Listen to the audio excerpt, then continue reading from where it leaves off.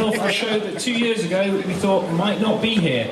But like a T-Rex, it's brought back from the dead, and it's just started a very successful series on ITV, which will finish on ITV tomorrow night. But ahead of that, we have a few of the crew and cast from Primeval to talk to you. We have producer Tim Bradley.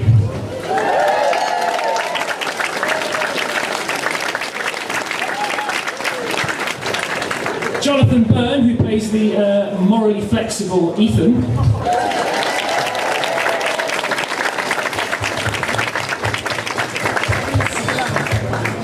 The show's co-creator, Tim Haines.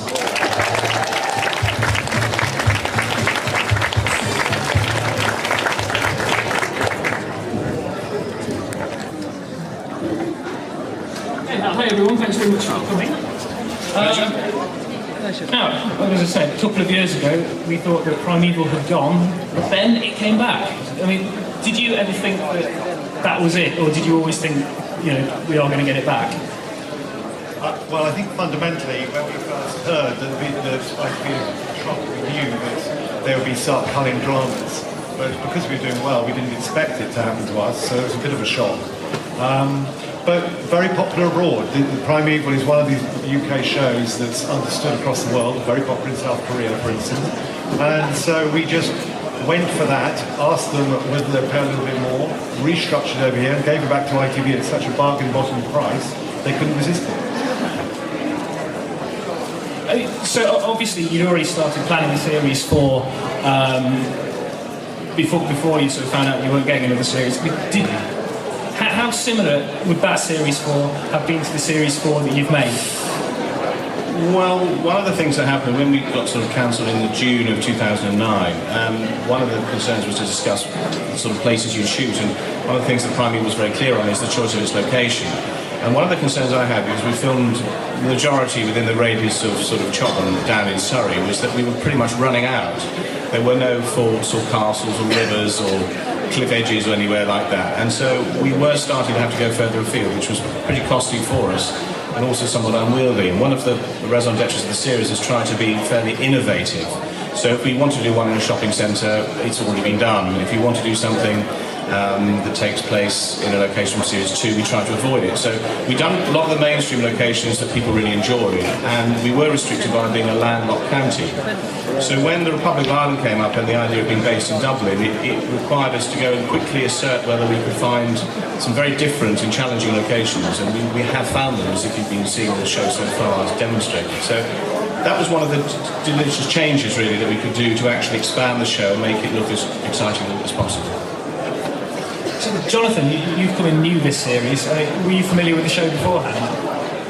Yeah, I did. I remember seeing the first 2 seasons, and I remember actually really enjoying it. And when chance came up to be part of it, and because I kind of loved the genre and the whole idea of action, sci-fi, and kind of good, cool storyline, thinking of effects, really kind of hit me, and then I got to be all villainous, which was kind of groovy. So yeah. So do you like running away from invisible creatures? That's the main. I've been doing that for 25 years. I should be named, because I remember the very first conversation I had with Jonathan, because I have to be hands up here. The first time I saw Jonathan was on tape, and it was very early casting sessions, and we were just starting to land the character in the script stages, and it was still being discussed. And I saw something in Jonathan I thought would fit very much what the show was trying to do, was just to give you a very clear sign of a character coming through from the very first time you meet him. But when we actually met, literally for the costume fitting, I think it was, and just a couple of days before, Jonathan did say to me, now, this character, is it going to be a bit pantomime villain, do you think? Pantomime? Is that how it is? Because it's very raw when I read it on the page. And I said, no, I think it's going to be played very straight. You have an agenda which we will only get a suggestion of, but there's a determination and a quest that we were still refining, so you must imagine that there's a goal out there, and even you're not quite clear how to reach it. So the very first time we shot some scenes, in fact, in the theatre, which if you saw the episode 3 of this run with the arboreal raptors that took place in the theatre on the stage, the very first, we were discussing a little bit how the character moved from day to day, and there were some clues in that episode about where Ethan is from, and we projected that as the episodes went on. But as the character progresses, you're still asking what's his real motive, and you'll find that out in the episode that follows this session. I think. Yes, you will. So no one can ask what Ethan's story is, because No. you'll find out. And it kind of rocks. Yeah, if anyone's guessed it, they get a, well, I was going to say a bottle of champagne, maybe a bottle. I've seen some theories, and most of them are wrong. Do you've seen some theories. Do you guys keep an eye on what people are saying on forums? I think so, yes, because as we were devising the series, because a number of new characters do emerge mid-run, and their journeys are, as is Kira Van Menen, who plays Matt, is somewhat enigmatic. We're quite careful to make sure we try and deliver as much as possible each week, so you think you're getting to know more about them. But we do look at the forums. It's very interesting because obviously the majority of people are second guessing. There's obviously a big mission, and there's possibly dangerous outcome for the world. What is Philip doing? What is Connor thinking? And as each week goes by, they try and a little bit suggest who might be the centre of that. And for the first 2 or 3 episodes, Jess, played by Ruth Kearney, was being sort of pointed at as I think it's her. I think it's her. So there's a lot of character development that is suggesting that everyone could be involved, which for us is terrific because the journey through the series is important, I think, as each episode's outcome. So you actually try and get to know what the characters are feeling within the world we present. So Ethan has got as much of a part to play as perhaps all of the others put together. So watch and learn. I think it's very sweet.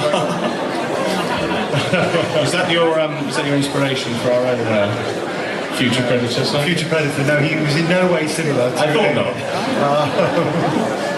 There was a very sweet letter I got from a 13-year-old who basically suggested creatures for the series, and he laid out 6 out of the 7 new creatures we had as a guess. I suggest you use this, and I suggest you use that, and we were already doing it, and I thought, oh, that's very good. So clearly we're original there.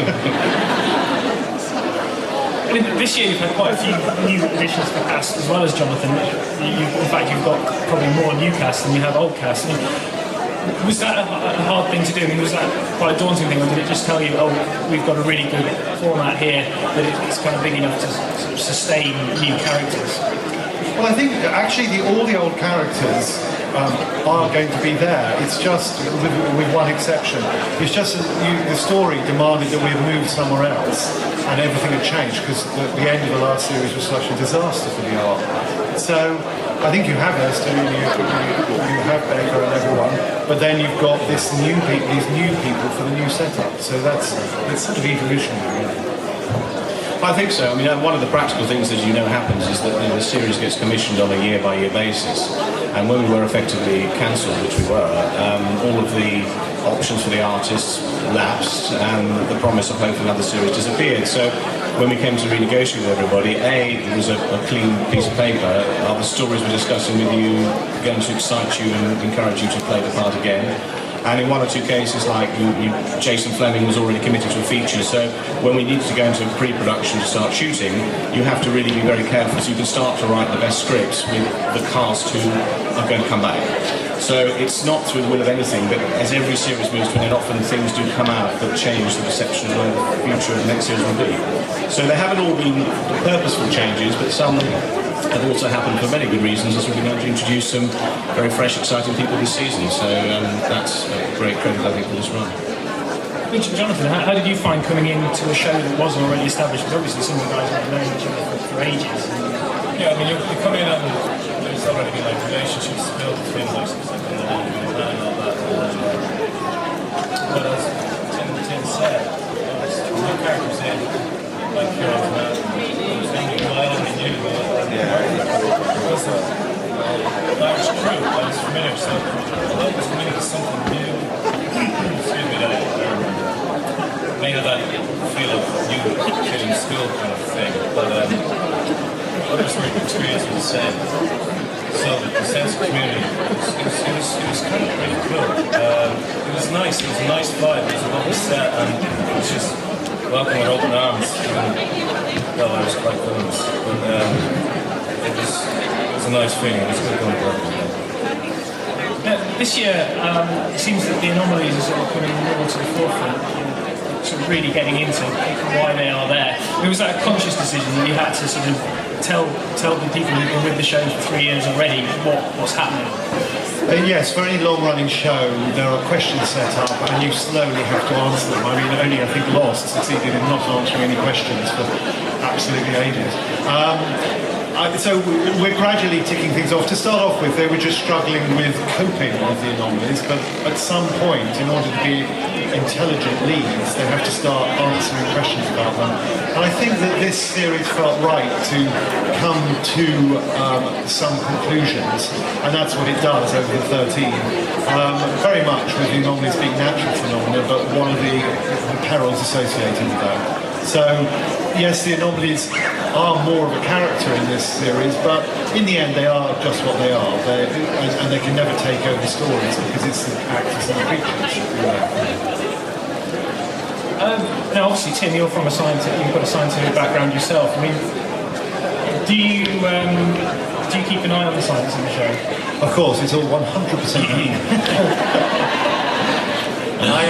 I made a series called Walking with Dinosaurs and several other Walking with documentaries, and the problem there was that we had to be as accurate as possible, which was a real bind. So the very, very first show we made had something called a gorgonopsid in it, which has 2 long saber teeth, and I gave it 4 saber teeth because I thought, hell, I can make it up now. I mean, you've got Ben Miller there on the set who knows his science. Does he keep you on your toes? Well, he asked me usually what the science means, so I think there must be a little bit of gap in his knowledge somewhere. I don't think Ben is concerned about that when he's on set. No, I think it is. So what reality gives you, and scientific research it always gives you, is great inspiration for creative thought. So if you find out that actually a therocephalin is meant to be poisonous, you can go, great, this creature will be poisonous too, so it wasn't you that made it up.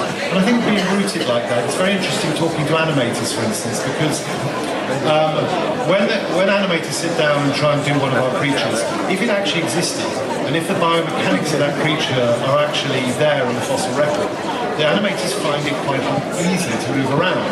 If you make the creature up, a dragon flying or something like that, the animators are always struggling against physics. And you can see it. So we're very, very happy to use real creatures as inspiration. And I was overjoyed to discover a raptor for program 10 in this series, which we wanted to be swimming at one point, which is quite difficult. And then we found that actually in Romania they found a raptor which had lived amongst islands, because Romania was a bunch of islands at that time in the middle of the sea. So like a Komodo dragon, it probably swam in between. Then I found out instead of 1 claw, it had 2. And not only that, it was from the middle of Transylvania, so we've made it black with red eyes. So, fantastic. I mean, you do like to choose dinosaurs with hard to pronounce names. No, they're all like that. It's like belonging to a club. You walk into a paleontologist meeting, and if you make a bad pronunciation, they'll look at you like you're on the guy. He doesn't know what he's talking about. What happened to Triceratops? They're all not there anymore, are they? Well, we've always had a problem with Apatosaurus. Brontosaurus got its name changed, and that pissed everyone off. But most of them have still got the same names. But I must say, one area we've struggled with is the giant herbivores. They're not really exciting. So all those great ones like Stegosaurus or Triceratops or Apatosaurus, they come through and just sit there, and we can't have our guys running around trying to shoot them, or because they're not going to eat you, they're just going to squash you. So we've never really brought one of those old favourites in. So Jonathan, when you're on stage, when you're in the studio and you're running around and you've been told there is a dinosaur chasing you or you're facing, how much do you know about what the dinosaur's like, what it looks like, what it can do to you?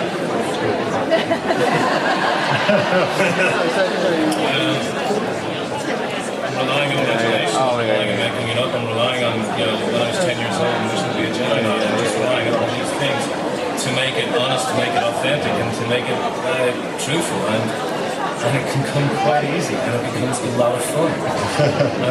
So when you hear sometimes actors talk about particularly working with CGI and all that, and I'm going, why? It's kind of cool. It's like, great, I've got a full license to be a kid again. It's until you're told that you look like an absolute moron. But I mean, other than that, it's quite a beautiful experience. And the guys are great. I have an idea, the image of what is like for instance like a turbine or something like that, and so you can visualize it and have fun. I mean,